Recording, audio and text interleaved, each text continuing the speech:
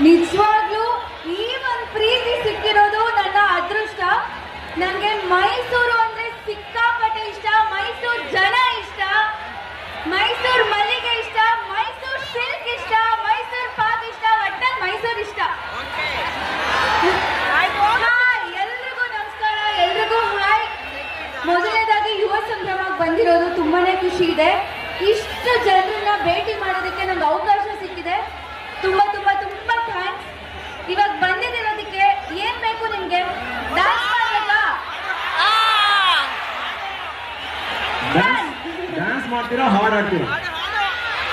ಅವ್ರನ್ನೇ ಕೇಳಲ್ವಾ? ಡ್ಯಾನ್ಸ್ ಅನ್ನೋ ಸೌಂಡ್ ಮಾಡಿ.